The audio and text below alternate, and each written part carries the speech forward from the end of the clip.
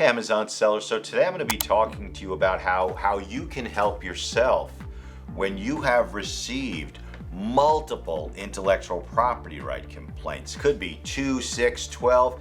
It could be 50 for larger sellers. And these are on your account. And if your account is down, now it's an emergency.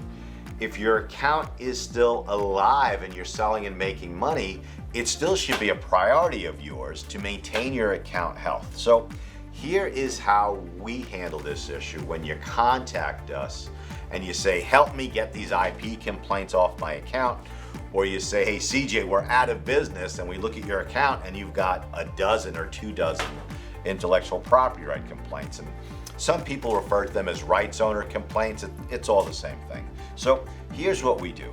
We literally make a list of the intellectual property right complaints on your account, most recent ones first, and then going back as long as we have to about 3 months or so, and how many IP complaints are on there. Then we start with the most recent one. We do an analysis as to whether or not you were or you were not violating anybody's intellectual property right complaints. And then we reach out to the complainant, just like Amazon tells you to do in that email when Amazon notified you of the complaint. And the goal of contacting whoever made that complaint is always the exact same. Whether you did something wrong or you did not, whether you violated their rights or you didn't, or if they don't even own the intellectual property rights that they're trying to enforce against you, the goal is the same. Get them to retract the complaint. Sometimes it is as easy as writing to the complainant and explaining you didn't violate anybody's rights. Other times it's more complex. Maybe it requires a phone call, and I suggest that you do speak with whoever made the complaint. Even if you are really upset, even if you are pissed off, I want you to reach out to them, get them on the phone, and try and persuade them to retract the complaint. Then you go to the second complaint and the third complaint and the fourth complaint, all the way down the line. It could be dozens of complaints by dozens of different companies and complainants.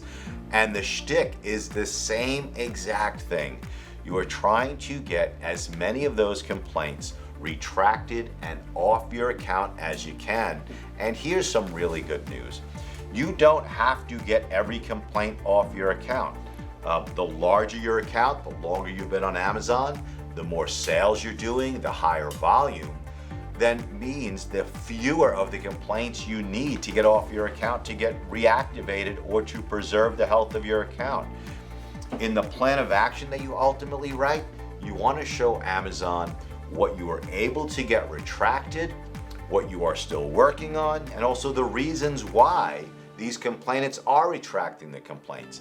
It's almost always because you didn't really violate their rights and they've seen the error of their ways. So here are the takeaways. Process. Start with the most recent complaints first, then work your way down the line. Number 2, contact them and try and get a retraction, even if you don't agree that what they did is right. And number 3, just know you take this knowledge to the bank.